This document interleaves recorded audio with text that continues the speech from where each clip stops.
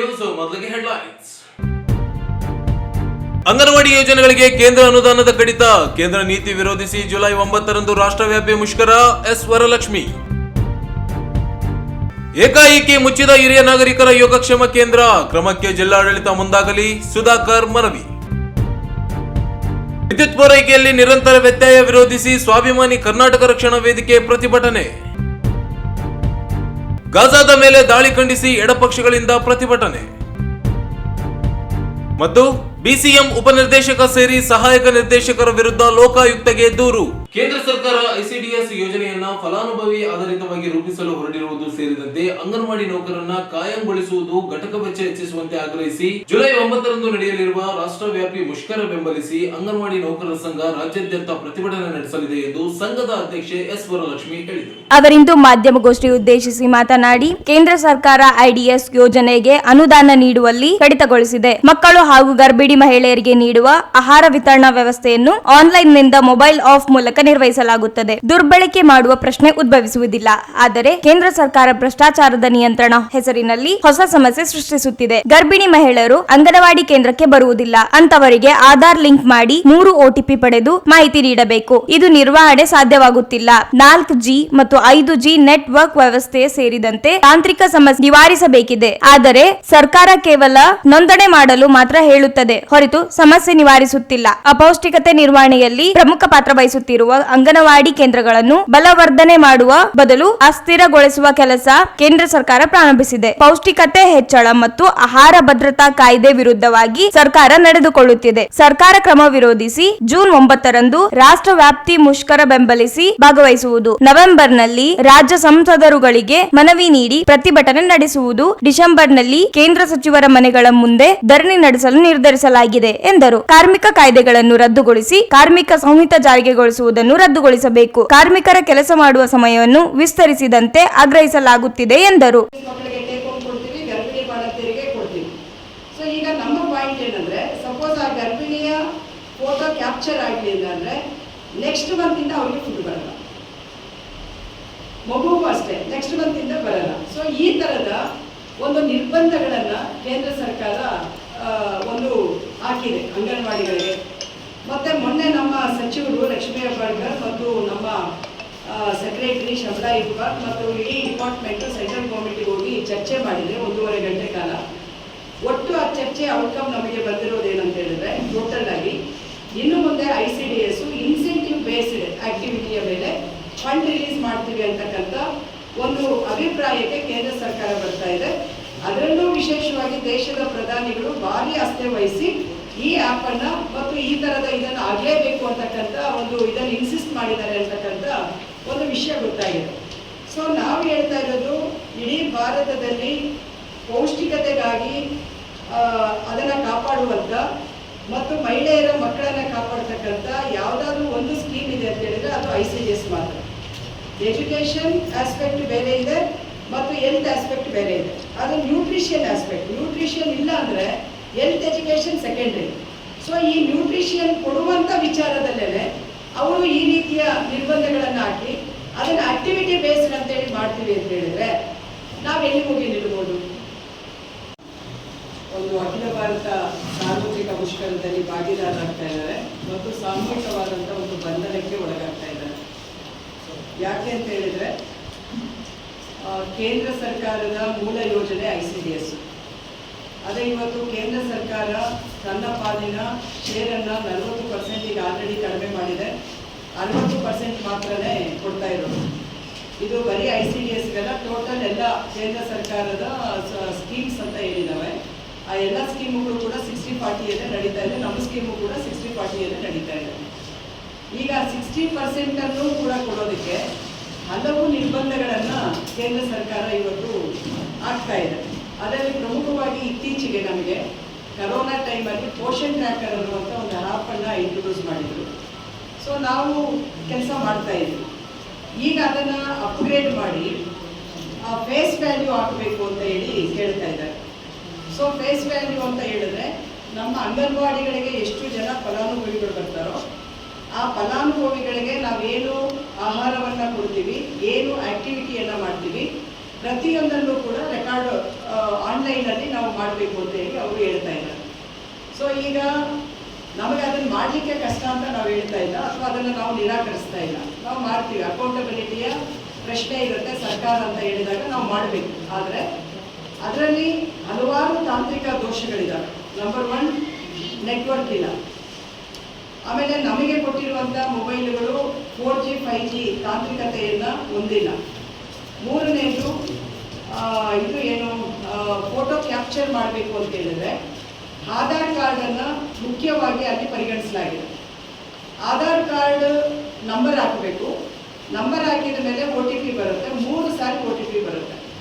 ಆ 3 ಸಾರಿ OTP ಬಂದ ಮೇಲೆ ಆಮೇಲೆ ಅವರು ಫೋಟೋವನ್ನು ಕ್ಯಾಪ್ಚರ್ ಮಾಡುತ್ತಾರೆ, ಇಲ್ಲಾಂದರೆ ಕ್ಯಾಪ್ಚರ್ ಮಾಡಲ್ಲ.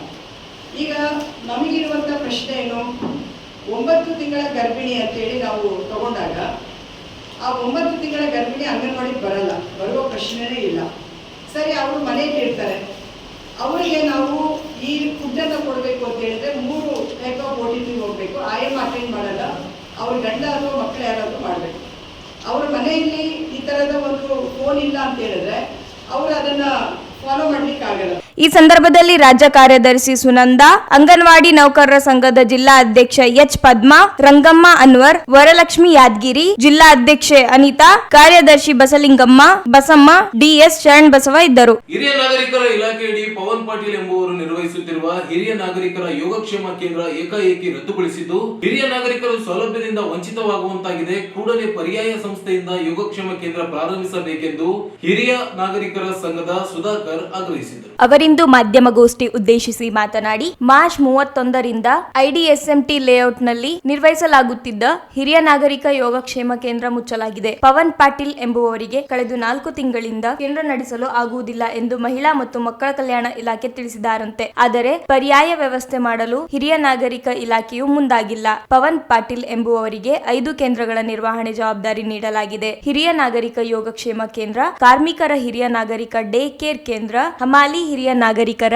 ಡೇ ಕೇರ್ ಕೇಂದ್ರ, ಹಿರಿಯರ ವೃದ್ಧಾಶ್ರಮ ಕೇಂದ್ರ ಮತ್ತು ಹಿರಿಯ ನಾಗರಿಕ ಸಹಾಯವಾಣಿ ಕೇಂದ್ರ ನೀಡಲಾಗಿದೆ. ಆದರೆ ಪ್ರತಿ ಕೇಂದ್ರಕ್ಕೂ 8,40,000 ರೂಪಾಯಿಗಳಂತೆ ಹಣ ಇಲಾಖೆ ಬಿಡುಗಡೆ ಮಾಡುತ್ತಿದೆ. ಕೇಂದ್ರಗಳಲ್ಲಿ ಇಲಾಖೆ ನಿಯಮಾವಳಿ ಪ್ರಕಾರ ಸೌಲಭ್ಯ ಸೌಕರ್ಯ ಒದಗಿಸುತ್ತಿಲ್ಲ. ಇಲಾಖೆ ಕೇಂದ್ರಗಳನ್ನು ನಿರ್ವಹಿಸಲು ಇಲ್ಲ. ನಿವೃತ್ತಿ ನೌಕರರಿಂದಲೂ ನಿರ್ವಹಿಸಲು ಅವಕಾಶ ನೀಡಬೇಕೆಂದು ಆಗ್ರಹಿಸಿದರು. ಜೂನ್ 23ರಂದು ಜಿಲ್ಲೆಗೆ ಆಗಮಿಸಿರುವ ಮುಖ್ಯಮಂತ್ರಿಗಳಿಗೆ ಮನವಿ ನೀಡಿ ಒತ್ತಾಯಿಸುವುದಾಗಿ ಹೇಳಿದರು. ಹಿಂದುಳಿದ ಹೈದರಾಬಾದ್ ಕರ್ನಾಟಕ ಪ್ರದೇಶದಲ್ಲಿ ಅತಿ ಹಿಂದುಳಿದು ರಾಯಚೂರು. ಐಡಿಎಸ್ಎಂಟಿ ಬಡಾವಣೆಯ ರಾಯಚೂರಿನಲ್ಲಿ ಕಳೆದ 10 ವರ್ಷಗಳಿಂದ ನಡೆಸುತ್ತಿರುವ ಹಿರಿಯ ನಾಗರಿಕರ ಹಗಲು ಯೋಗಕ್ಷೇಮ ಕೇಂದ್ರ ನಡೆಯುತ್ತಿತ್ತು. ದಿನಾಂಕ 31/3/2025ರಂದು ಏಕಾಏಕಿ ಯಾವುದೇ ಸದಸ್ಯರಿಗೆ, ಸಿಬ್ಬಂದಿಗಳಿಗೆ ಪತ್ರಿಕೆಯಲ್ಲಿ ಪ್ರಕಟಿಸದೆ ಬಂದ್ ಮಾಡಿ ಸ್ಥಳಾಂತರ ಮಾಡಿದ್ದು ಹಿರಿಯ ನಾಗರಿಕರ ಮೇಲೆ ಅಸಂಖ್ಯ ಭಾವನೆ ತೋರಿಸುತ್ತಿದ್ದಾರೆ. ಇತ್ತೀಚೆಗೆ ಮಹಾನಗರ ಪಾಲಿಕೆಯಾಗಿದ್ದು ಇದು ಸುತ್ತಮುತ್ತ 15ರಿಂದ 25 ಕಿಲೋಮೀಟರ್ ವಿಸ್ತೀರ್ಣ ಆವರಿಸಿದ್ದು ಸದ್ಯವಿರುವ ಐಡಿಎಸ್ಎಂಟಿ ಬಡಾವಣೆಯಿಂದ ಗಂಜ್ ಆವರಣದಲ್ಲಿರುವ ಹಮಾಲರ ಗೋಡಾನಿಗೆ ಸ್ಥಳಾಂತರಿಸಿದ್ದು ಹಿರಿಯ ನಾಗರಿಕರ ವಯಸ್ಸು, ಅಸಹಾಯಕತೆ ಪರಿಗಣಿಸದೆ ಸ್ಥಳಾಂತರದಿಂದ ಬೀದಿಪಾಲು ಮಾಡಿದ್ದಾರೆ. ಈ ಪೈಕಿ ಯಥಾ ರೀತಿ ಐಡಿಎಸ್ಎಂಟಿ ಬಡಾವಣೆಯಲ್ಲಿ ನಡೆಸುವಂತೆ ಮಾನ್ಯ ಜಿಲ್ಲಾಧಿಕಾರಿಗಳನ್ನು, ಮಹಿಳಾ ಮತ್ತು ಮಕ್ಕಳ ಉಪನಿರ್ದೇಶಕರನ್ನು ಹಾಗೂ ಸಂಬಂಧಪಟ್ಟ ಅಧಿಕಾರಿಗಳನ್ನು ಸಂಪರ್ಕಿಸಿ ಬೇಡಿಕೊಂಡರು. ನಮ್ಮ ಮನವಿಗೆ ಇಂದಿನವರೆಗೂ ಯಾವುದೇ ಪ್ರತಿಕ್ರಿಯೆ ಇಲ್ಲದಿರುವುದು ವಿಷಾದಕರ ಸಂಗತಿಯಾಗಿದೆ. ನಗರದ ಜನಪ್ರತಿನಿಧಿಗಳನ್ನು ಸಂಪರ್ಕಿಸಿದಾಗ ಉಪನಿರ್ದೇಶಕರ ಆವರಣದಲ್ಲಿರುವ ಮಹಿಳಾ ಮತ್ತು ಮಕ್ಕಳ ಹಾಗೂ ಸ್ತ್ರೀಶಕ್ತಿ ಭವನಕ್ಕೆ ಸ್ಥಳಾಂತರ ಮಾಡಿಸುವ ಸಂಬಂಧ ಜಿಲ್ಲಾಧಿಕಾರಿಗಳಿಗೆ ತಿಳಿಸುವುದೆಂದು ಭರವಸೆ ನೀಡಿದ್ದರು. ದಿನಾಂಕ 5/6/25ರಂದು ನಮ್ಮ ಉಪನಿರ್ದೇಶಕರು ಮಹಿಳಾ ಮತ್ತು ಮಕ್ಕಳ ಅಭಿವೃದ್ಧಿ ಅಧಿಕಾರಿಗಳನ್ನು ಭೇಟಿ ಮಾಡಿದಾಗ ಈ ಹಿಂದೆ ನಡೆಸುತ್ತಿರುವ ಶ್ರೀ ಪವನ್ ಪಾಟೀಲ್ ರವರು ನನಗೆ ನಡೆಸಲು ಆಗುವುದಿಲ್ಲವೆಂದು 4 ತಿಂಗಳ ನಂತರ ತಿಳಿಸಿರುವುದು ಹಿರಿಯ ನಾಗರಿಕರಿಗೆ ದಿಗ್ಭ್ರಮೆ ಮತ್ತು ಆಘಾತವಾಗಿದೆ. ಶ್ರೀ ಪವನ್ ಪಾಟೀಲ್ ಇವರ ಕುಟುಂಬದ ಹೆಸರಿನಲ್ಲಿ 5 ಸಂಸ್ಥೆಗಳನ್ನು ನಡೆಸುತ್ತಿದ್ದಾರೆ. ಹಿರಿಯ ನಾಗರಿಕರ ಹಗಲು ಯೋಗಕ್ಷೇಮ ಕೇಂದ್ರ, ಕಾರ್ಮಿಕರ ಹಿರಿಯ ನಾಗರಿಕರ ಡೇ ಕೇರ್ ಕೇಂದ್ರ, ಹಮಾಲಿ ಹಿರಿಯ ನಾಗರಿಕರ ಡೇ ಕೇರ್ ಕೇಂದ್ರ, ಹಿರಿಯ ವೃದ್ಧಾಶ್ರಮ ಕೇಂದ್ರ, ಹಿರಿಯ ನಾಗರಿಕರ ಸಹಾಯವಾಣಿ ಕೇಂದ್ರ. ಈ ಸಂಸ್ಥೆಗಳನ್ನು ನಡೆಸಲು ತ್ರೈಮಾಸಿಕವಾಗಿ ರೂಪಾಯಿ 8,40,000 ಬಿಲ್ ಪಾವತಿ ಪಡೆಯುತ್ತಿದ್ದಾರೆ. ಸಂಸ್ಥೆ ಒಂದೊಂದು ಸಂಸ್ಥೆಗೆ 8 ಲಕ್ಷ ಪಡಿತಿದ್ದಾರೆ. ಇತರ ಜಿಲ್ಲೆಗಳಿಗೆ ಹೋಲಿಸಿದರೆ ಇಲ್ಲಿ ಮೂಲಭೂತ ಸೌಕರ್ಯ ಇಲ್ಲದಿದ್ದರೂ ಇಲ್ಲಿ ಹಿರಿಯ ನಾಗರಿಕರು ಸಂಸ್ಥೆಗಳಾಗಿದ್ದಾರೆ. ಮಾಧ್ಯಮ ಮೂಲಕ ಇಲಾಖಾಧಿಕಾರಿಗಳಿಗೆ ಸೂಕ್ತ ಪ್ರವೃತ್ತಿ ತಮ್ಮ ಸಹಕಾರ ಕೋರುತ್ತೇವೆ. ಕಾರಣ ಮೇಲಾಧಿಕಾರಿಗಳು ತಿಳಿಸಿದ ಪ್ರಕಾರ ನಾಗರಿಕರ ಕೇಂದ್ರವನ್ನು ನಡೆಸಲು ಆಗದವರನ್ನು ಬಿಟ್ಟು ನಿವೃತ್ತ ನೌಕರರ ವತಿಯಿಂದ ನಡೆಸಲು ಅಥವಾ ಇನ್ನಿತರ ಸಂಸ್ಥೆಗಳಿಗೆ ಗುತ್ತಿಗೆ ಕೊಡಲು ಈ ಮೂಲಕ ಕೋರುತ್ತೇವೆ.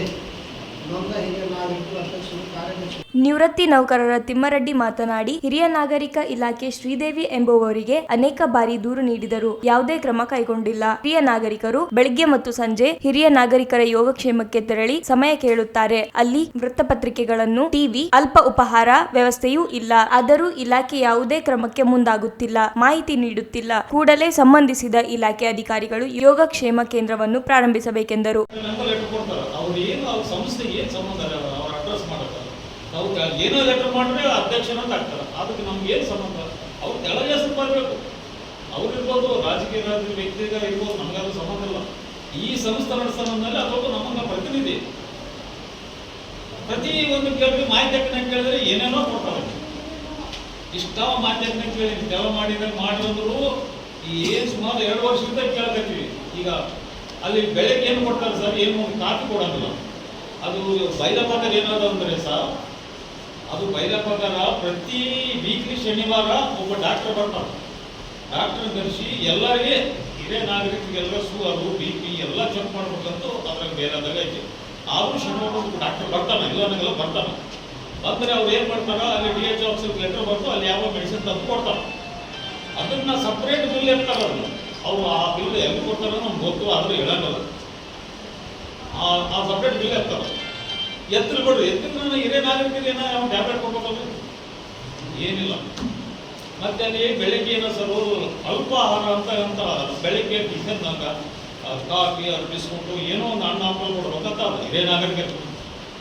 ಆದಾದ ನಂತರ ಮಧ್ಯಾಹ್ನ ಅದು ಲೈಟ್ ಉಪಹಾರ ಅಂತ ಅದ್ರ ಏನೇ ಬರ್ಬೋದು, ಚಪಾತಿ ಕೊಡ್ಬೋದು, ಕೂರು ಕೊಡ್ಬೋದು, ಏನು ಕೊಡ್ಬೋದು. 4 ಗಂಟೆಗೆ ಮುಕ್ತಾಯ ಅವ್ರಿಗೆ ಏನೋ ಒಂದು ಟೀ ಕೊಟ್ಟು ಕಳಿಸ್ಬೇಕಂತ ಅದ್ರ ಏನು ನಮ್ಗೇನಾದ್ರೆ ಅನ್ನ ಕೊಡ್ರಿ, ಉಪ್ಪಿಟ್ಟು ಕೊಡ್ರಿ ಅಂತ ಕೇಳಿದ್ರೆ ಅವ್ರು ಏನನ್ನ ಕೊಡ್ರಿ. ಆದರೂ 60-70 ವರ್ಷ ಮೇಲ್ಪಟ್ಟಾದವ್ರಿಗೆ ಶುಗರ್ BP ಇದ್ರು ಸಹ ಅನ್ನ ಸಾರು ಆಗ್ತದೆ. ಅದು ತಿನ್ನಕ ಪ್ಲೇಟ್ ಇಲ್ಲ, ಸಣ್ಣ ಪ್ಲೇಟ್ನಾಗ ಕೊಡ್ತಿದ್ದೆ. ನಾನು ಒಂದ್ಸಲ ವಾದ ಮಾಡಿದಾಗ ಒಂದು 30 ಪ್ಲೇಟ್ ತರಿಸ್ಕೊಂಡು ಅದ್ರಾಗ ಲೈಬ್ರರಿ ಇರ್ಬೇಕು, TV ಇರಬೇಕು, ಬುಕ್ಕ, ಫೈಬರ್ ಎಲ್ಲ ಬರ್ಬೇಕು. ಹಿರಿಯ ನಾಗರಿಕ ಅದ್ರಾಗ ಸವಲತ್ತು ಅದು ಬಯಲದಾಗ ಅದ ಎಲ್ಲ ತೋರಿಸ್ತದೆ. ಅದರಲ್ಲಿ ಏನು ಪೇಪರ್ ಬರೋದು ಏನು ಬರೋದು, ನಮ್ಮ ಪೇಪರ್ ನಾವು ಓದ್ಬೇಕು. ಅಷ್ಟು ಜನ ಒಂದು 4 ಟೇಬಲ್ ಹಾಕಿ ಮುತ್ತ ಅಲ್ಲಿ ಯಾರು ಮುಂದೆ ಕೇಳಂಗಿಲ್ಲ. ನನಗೆ ಬೆದರಿಗೆ ಬಂದವು, ಅದಕ್ಕೆ ನಾನು ಇಂದ ಸರ್ದೇನೆ. ಆದರೂ ಇವ್ರು ಕರ್ನಾಟಕದ ಮುಂದಕ್ಕೆ ಬಂದ್ವಿ, ನನಗೂ ಬೆದರಿಗೆ ಬಂದರು. ಅವ್ರು ಯಾರು ಸಂಬಂಧಿಕರು ಕಳಿಸಿದ್ರು ಬಡಿಯಾಕೆ ನಾನು ಆಯಿತು, ನಾನು ಇಂದ ಸರ್ಬಿಟ್ಟೆ. ಆದರೂ ಇವ್ರು ಕರ್ದಾರಂತ ಬಂದ್ವಿ. ಈ ಸಂದರ್ಭದಲ್ಲಿ ಈಶ್ವರಪ್ಪ, ಗಂಗಪ್ಪ, ಸಂಪತ್ ಕುಮಾರ್, ರುದ್ರಯ್ಯ, ಗುಣಾರಿ, ಶಂಕರಪ್ಪ, ಹನುಮಂತ್ ಸೇರಿ ಅನೇಕರಿದ್ದರು. ನಗರ ಮತ್ತು ಗ್ರಾಮೀಣ ಭಾಗದಲ್ಲಿ ವಿದ್ಯುತ್ ಸರಬರಾಜು ವ್ಯತ್ಯಯವಾಗುತ್ತಿದ್ದು, ಉದ್ದೇಶ ಪೂರ್ವಕವಾಗಿ ಹಗಲು ಮತ್ತು ರಾತ್ರಿ ವೇಳೆ ಪದೇ ಪದೇ ವಿದ್ಯುತ್ ಕಡಿತ ಮಾಡುತ್ತಿರುವ ಜೆಸ್ಕಾಂ ವಿರುದ್ಧ ಕ್ರಮ ಜರುಗಿಸಬೇಕು ಎಂದು ಕರ್ನಾಟಕ ರಕ್ಷಣಾ ವೇದಿಕೆ ಸ್ವಾಭಿಮಾನಿ ಬಣ ಜಿಲ್ಲಾ ಘಟಕದ ವತಿಯಿಂದ ಜಿಲ್ಲಾಧಿಕಾರಿ ಕಚೇರಿಯ ಸ್ಥಾನಿಕ ಅಧಿಕಾರಿಗೆ ಮನವಿ ಸಲ್ಲಿಸಲಾಯಿತು.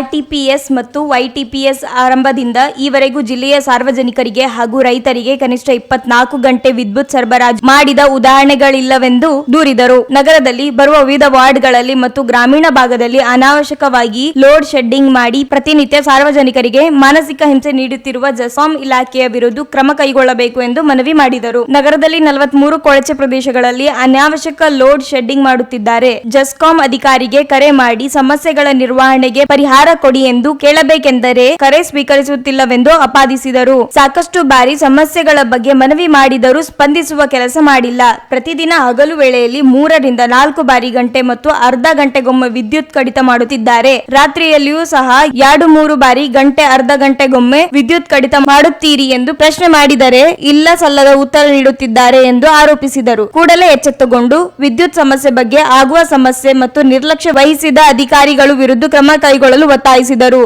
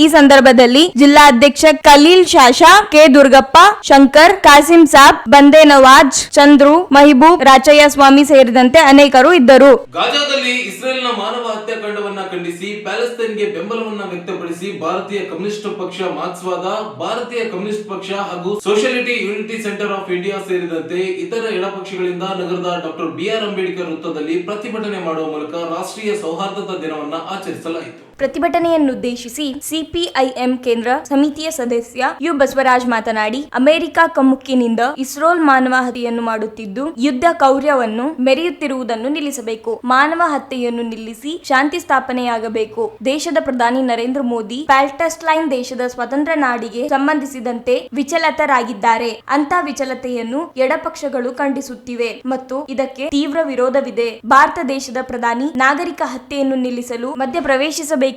2 ವರ್ಷಗಳಿಂದ ಸತತವಾಗಿ ಇಸ್ರೇಲ್ ನಡೆಯುತ್ತಿರುವ ಅನಾಗರಿಕ ಬಾಂಬುಗಳು ದಾಳಿ, ಮಿಲಿಟರಿ ಆಕ್ರಮಣದಿಂದ 55,000ಕ್ಕೂ ಹೆಚ್ಚಿನ ಪ್ಯಾಲೆಸ್ತೀನಿಯರು ಕೊಲ್ಲಲಿಟ್ಟಿದ್ದಾರೆ. ಲಕ್ಷಾಂತರ ಜನರು ಗಾಯಗೊಂಡಿದ್ದಾರೆ. ಅಗತ್ಯ ಮೂಲ ಸಂರಚನೆ, ಆಸ್ಪತ್ರೆಗಳು, ಶಾಲೆಗಳು ಮತ್ತು ನಿರಾಶ್ರಿತ ವಸತಿ ಕೇಂದ್ರಗಳನ್ನು ಗುರಿಯಿಟ್ಟು ದಾಳಿ ಮಾಡಲಾಗುತ್ತಿದೆ. ಇದರಿಂದಾಗಿ ಪ್ಯಾಲೆಸ್ತೀನಿಯರು ಹಿಂದೆಂದೂ ಕಂಡಿರದ ಮಾನವ ದುರಂತವನ್ನು ಅನುಭವಿಸುವಂತಾಗಿದೆ. ಇದು ಜನಾಂಗ ಹತ್ಯೆಯಲ್ಲದೆ ಬೇರೇನೂ ಅಲ್ಲ.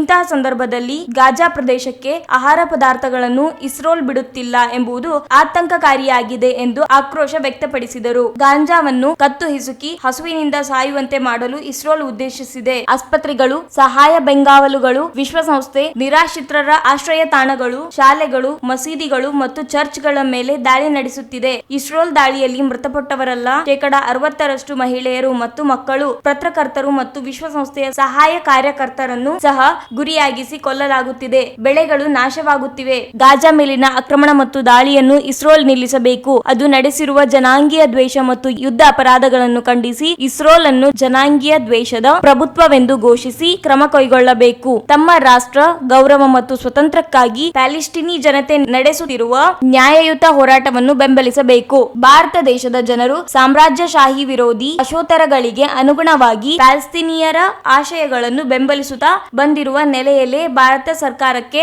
ನೀತಿಬದ್ಧ ನಿಲುವನ್ನು ತೆಗೆದುಕೊಳ್ಳಬೇಕು ಮತ್ತು ಇಸ್ರೇಲಿನೊಂದಿಗೆ ಮಿಲಿಟರಿ ಮತ್ತು ಭದ್ರತಾ ಸಹಕಾರವನ್ನು ತಕ್ಷಣವೇ ನಿಲ್ಲಿಸಬೇಕು ಎಂದು ಆಗ್ರಹಿಸಿದರು.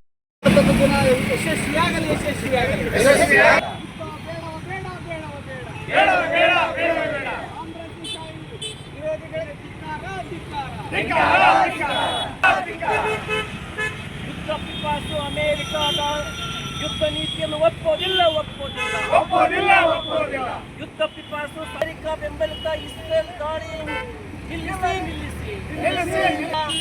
ದಾಳಿಯನ್ನು ನಿಲ್ಲಿಸಿ.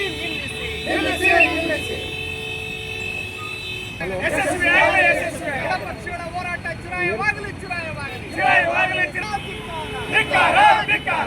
ರಾಜ್ಯದಲ್ಲಿ ಇಸ್ರೇಲ್ ನಡೆಸುತ್ತಿರುವ ಮಾನವ ಹತ್ಯೆಯನ್ನು ಒಪ್ಪುವುದಿಲ್ಲ.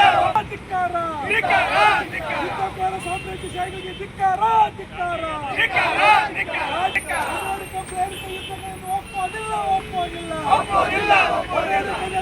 ಸಾಮ್ರಾಜ್ಯಶಾಹಿಗಳಿಗೆ ಧಿಕ್ಕಾರ.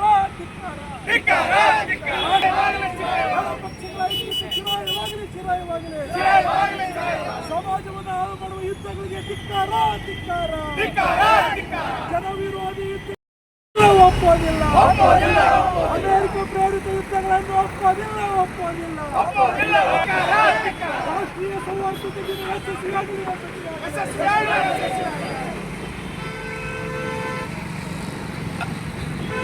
ಯುದ್ಧದ ದಾಳಿಯನ್ನು ಖಂಡಿಸಿ ಎಡಪಕ್ಷಗಳು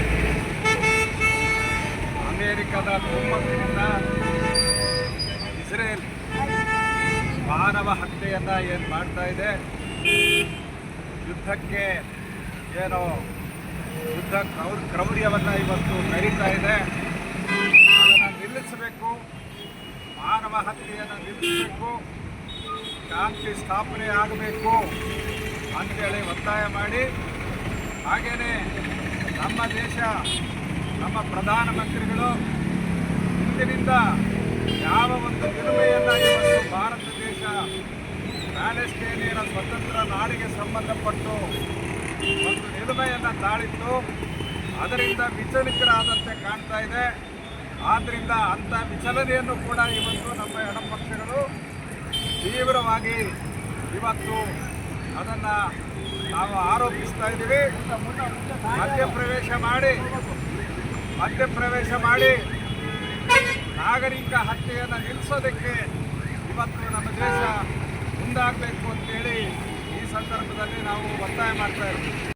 ಪ್ರತಿಭಟನೆಯಲ್ಲಿ ಸಿಪಿಐಎಂ ರಾಜ್ಯ ಕಾರ್ಯದರ್ಶಿ ಮಂಡಳಿ ಸದಸ್ಯ S Varalakshmi, KG Veeresh, SUCI C ಪಕ್ಷದ ಎನ್ಎಸ್ ವೀರೇಶ್, ಅಪ್ಪಣ್ಣ, ಶರಣಪ್ಪ ಉದಾಬಾಳ್, ಡಿಎಸ್ ಶರಣಬಸವ, ಮಹೇಶ್, ಶಬ್ಬೀರ್ ಜಾಲ್ಹಳ್ಳಿ, ಜಿಲಾನ್ ಶಾಸ, ಸಿಪಿಐನ ಜಿಲ್ಲಾ ಕಾರ್ಯದರ್ಶಿ ಚಂದ್ರಶೇಖರ್ ಕೆತ್ನಟ್ ಶಾಸ ಸೇರಿದಂತೆ 3 ಪಕ್ಷಗಳ ಸದಸ್ಯರು ಭಾಗವಹಿಸಿದ್ದರು. ವಸತಿ ನಿಲಯಗಳಿಗೆ ಸಾಮಗ್ರಿಗಳ ನೆಪದಲ್ಲಿ ಹಿಂದುಳಿದ ವರ್ಗಗಳ ಕಲ್ಯಾಣ ಇಲಾಖೆಯಲ್ಲಿ ಭಾರಿ ಅವ್ಯವಹಾರ ನಡೆದಿದ್ದು, ಅವ್ಯವಹಾರದಲ್ಲಿ ಭಾಗಿಯಾಗಿರುವ ಎನ್ನಲಾದ ರಾಯಚೂರು ಜಿಲ್ಲಾಧಿಕಾರಿ ಸೇರಿ 5 ತಾಲೂಕು ಸಹಾಯಕ ನಿರ್ದೇಶಕರ ವಿರುದ್ಧ ಲೋಕಾಯುಕ್ತದಲ್ಲಿ ಪ್ರಕರಣ ದಾಖಲಾಗಿದೆ. ಹಿಂದುಳಿದ ವರ್ಗಗಳ ಕಲ್ಯಾಣ ಇಲಾಖೆಯ ವಿದ್ಯಾರ್ಥಿ ನಿಲಯಗಳಿಗೆ ಸಾಮಗ್ರಿ ಖರೀದಿ ಮತ್ತು ದುರಸ್ತಿ ಹೆಸರಿನಲ್ಲಿ ಕೆಪಿಟಿಪಿ ನಿಯಮಗಳನ್ನು ಗಾಳಿಗೆ ತೂರಿ ನಕಲಿ ಬೆಲ್ಲ ಸೃಷ್ಟಿಸಿ 5 ಕೋಟಿ ರೂಪಾಯಿಗಳನ್ನು ಲೂಟಿ ಮಾಡಿದ್ದಾರೆ. ಹಣ ಲೂಟಿ ಮಾಡಿರುವ ಜಿಲ್ಲಾಧಿಕಾರಿಗಳು ಹಿಂದುಳಿದ ವರ್ಗಗಳ ಕಲ್ಯಾಣ ಇಲಾಖೆ ರಾಯಚೂರು ಹಾಗೂ ಎಲ್ಲಾ ತಾಲೂಕು ಹಿಂದುಳಿದ ವರ್ಗಗಳ ಕಲ್ಯಾಣ ಅಧಿಕಾರಿಗಳ ಮೇಲೆ ಸೂಕ್ತ ತನಿಖೆ ಕೈಗೊಂಡು ಶಿಸ್ತು ಕ್ರಮಕ್ಕೆ ಒಳಪಡಿಸಿ ತಪ್ಪಿತಸ್ಥರ ವಿರುದ್ಧ ಕ್ರಿಮಿನಲ್ ಪ್ರಕರಣ ದಾಖಲಿಸುವ ಮತ್ತು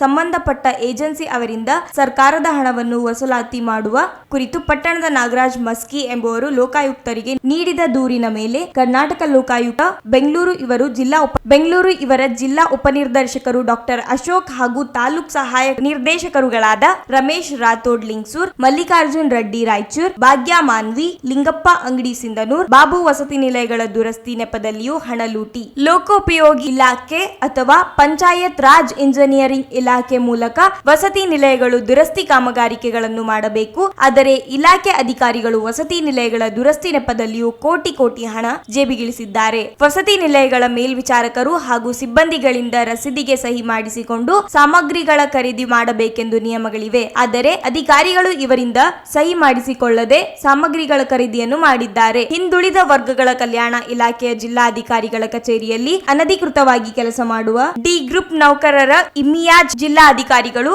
ಕಳಿಸಿಕೊಡುವ ರಸೀದಿಗಳನ್ನು ಗೊತ್ತಿಲ್ಲದಂತೆ ತಾಲೂಕ್ ಅಧಿಕಾರಿಗಳು K2 ನಲ್ಲಿ ಬಿಲ್ ತೆಗೆದು ಜಿಲ್ಲಾ ಅಧಿಕಾರಿಯವರ ಮೇಲ್ರುಜನೊಂದಿಗೆ ಖಜಾನೆಯಲ್ಲಿ ಬಿಲ್ ಗಳನ್ನು ಪಾವತಿಯಾಗಿರುತ್ತವೆ. ಕೋಟಿ ಹಣ ಅನುದಾನ ಬಂದರೂ ವಸತಿ ನಿಲಯದ ಸಮಸ್ಯೆಗಳು ಪರಿಹಾರ ಆಗಿಲ್ಲ. ಬಡ ವಿದ್ಯಾರ್ಥಿಗಳು ಶಿಕ್ಷಣದಿಂದ ವಂಚಿತರಾಗಬಾರದು ಎಂಬ ಉದ್ದೇಶದಿಂದ ಹಿಂದುಳಿದ ವರ್ಗಗಳ ಕಲ್ಯಾಣ ಇಲಾಖೆ ವಸತಿ ನಿಲಯಗಳಿಗೆ ಕೋಟಿ ಅನುದಾನ ಬಿಡುಗಡೆಯಾದರೂ ಸಹ ವಸತಿ ನಿಲಯದ ಸಮಸ್ಯೆಗಳು ಉಳಿದಿವೆ ಹೊರತು ಯಾವುದೇ ಸಮಸ್ಯೆಗಳು ಪರಿಹಾರವಾಗಿಲ್ಲ. ಆದರೂ ಸಹ ಇಲಾಖೆಯ ಉನ್ನತ ಅಧಿಕಾರಿಗಳು ಯಾವುದೇ ಕ್ರಮಕ್ಕೆ ಮುಂದಾಗದೆ ಕಣ್ಮುಚ್ಚಿಕೊಂಡು ಕುಳಿತಿರುವುದು ಈ ಬಾರಿ ಅವ್ಯವಹಾರದಲ್ಲಿ ಅವರು ಭಾಗಿಯಾಗಿರುವ ಶಂಕೆ ವ್ಯಕ್ತವಾಗುತ್ತಿದೆ. ಕಾರಣ ಸಚಿವರು ಹಾಗೂ ಇಲಾಖೆಯ ಕಾರ್ಯದರ್ಶಿಗಳು ಈ ಬಾರಿ ಅವ್ಯವಹಾರದ ಬಗ್ಗೆ ಉನ್ನತ ಮಟ್ಟದ ತನಿಖೆ ಕೈಗೊಂಡು ಅವ್ಯವಹಾರದಲ್ಲಿ ಭಾಗಿಯಾಗಿರುವ ಅಧಿಕಾರಿಗಳಿಗೆ ಅಮಾನತು ಮಾಡಬೇಕೆನ್ನುವುದು ಸಾರ್ವಜನಿಕರ ಒತ್ತಾಯವಾಗಿದೆ. ಕೊನೆಯಲ್ಲಿ ಮತ್ತೊಮ್ಮೆ ಹೆಡ್ಲೈನ್ಸ್. ಅಂಗನವಾಡಿ ಯೋಜನೆಗಳಿಗೆ ಕೇಂದ್ರ ಅನುದಾನದ ಕಡಿತ, ಕೇಂದ್ರ ನೀತಿ ವಿರೋಧಿಸಿ ಜುಲೈ 9ರಂದು ರಾಷ್ಟ್ರವ್ಯಾಪಿ ಮುಷ್ಕರ, ಎಸ್ ವರಲಕ್ಷ್ಮಿ. ಏಕಾಏಕಿ ಮುಚ್ಚಿದ ಹಿರಿಯ ನಾಗರಿಕರ ಯೋಗಕ್ಷೇಮ ಕೇಂದ್ರ, ಕ್ರಮಕ್ಕೆ ಜಿಲ್ಲಾಡಳಿತ ಮುಂದಾಗಲಿ, ಸುಧಾಕರ್ ಮನವಿ. ವಿದ್ಯುತ್ ಪೂರೈಕೆಯಲ್ಲಿ ನಿರಂತರ ವ್ಯತ್ಯಯ ವಿರೋಧಿಸಿ ಸ್ವಾಭಿಮಾನಿ ಕರ್ನಾಟಕ ರಕ್ಷಣಾ ವೇದಿಕೆ ಪ್ರತಿಭಟನೆ. ಗಾಜಾದ ಮೇಲೆ ದಾಳಿ ಖಂಡಿಸಿ ಎಡಪಕ್ಷಗಳಿಂದ ಪ್ರತಿಭಟನೆ. ಮತ್ತು ಬಿಸಿಎಂ ಉಪನಿರ್ದೇಶಕ ಸೇರಿ ಸಹಾಯಕ ನಿರ್ದೇಶಕರ ವಿರುದ್ಧ ಲೋಕಾಯುಕ್ತಗೆ ದೂರು. ಇದಿಷ್ಟು ಇವತ್ತಿನ ಸುದ್ದಿ. ಪ್ರಮುಖ ಸುದ್ದಿಗಳಿಗಾಗಿ ನೋಡ್ತಾ ಇರಿ ಮೆಗಾ ನ್ಯೂಸ್.